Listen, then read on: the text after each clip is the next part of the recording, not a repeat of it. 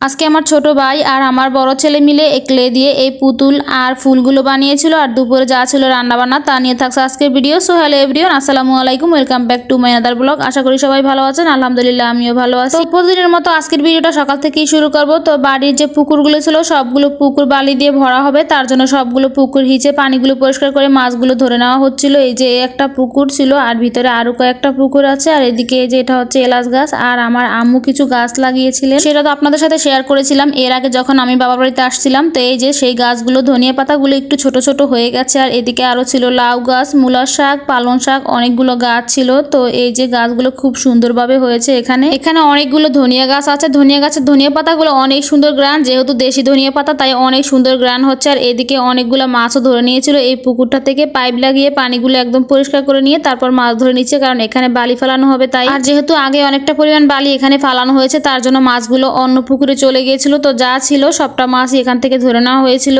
তো এখানে আরো কিছুটা পানি আছে, তাই আর পানিটুকু পরিষ্কার করে নেবে, আরো কিছু মাছ আছে মাছটুকু ধরার জন্য। আর এখানে আমার ছোট বাবাটা আর আমার ভাইয়ের ছেলে দুজনে একটু বাজাবাজি শুরু হয়ে গেছে। সারাদিনই দুজনের এটাই চলতে থাকে, মারামারি ঝগড়া এই দুজনের চলতেই থাকে। তো এই যে এদিকেও আমার বাবাটা ওকে মারছিল, বেশিরভাগ সময় আমার ছেলেটাই ওকে একটু দেয় বেশি, যেহেতু ও একটু ছোট। তো এখানেও আমার ছেলেটা নাকি ওর পায়ে পাড়া দিয়েছিল, তো আমাকে দেখাচ্ছিল যে পুপি এই পা দিয়ে আমাকে ও পাড়া দিয়েছিল। আর এদিকে বাসায় যে আমার ভাইয়ের বউ রুটি বানাচ্ছিল, সকালে নাস্তা বানাচ্ছিল। আজকে সকালের নাস্তায় ছিল রুটি, ভাজি আর চা। তো সকালের নাস্তা শেষ করে এদিকে দুপুরে রান্না করার জন্য চলে আসছে। আজকে পাঙ্গাস মাছ দিয়ে আলু দিয়ে রান্না করা হবে, আর এখানে ছোট মাছ রান্না বসিয়ে দিয়েছে আর ভাত বসিয়ে দিয়েছে। আজকে যেহেতু পুকুরের মাছগুলো ধরা হয়েছিল সেই মাছগুলি আজকে রান্না করা হবে। এখানে পাঙ্গাস মাছগুলো একদম ছোট ছোট ছিল, কারণ এই মাছগুলো এখনো বড় হয়নি। যেহেতু পুকুরটা বালি দিয়ে ভরা হবে এই জন্য মাছগুলো সব ধরে নেওয়া হয়েছে, খুব ছোট ছোট মাছগুলো, কিন্তু তাও খুবই ভালো লেগেছিল। যেহেতু একদমই এটাতে কোনো বলের আদার খাওয়ানো হয়নি, তাই এই মাছগুলো অনেক বেশি ভালো লাগছিল। তো এই যে মশলা কষানো হয়ে গেলে মাছগুলো খুব ভালো করে কষিয়ে নেওয়া হচ্ছে, আর এখানে পানি দিয়ে দিচ্ছে পরিমাণ মতো। আর কিছুটা মাছ একটু ভেজে নেওয়া হয়েছিল,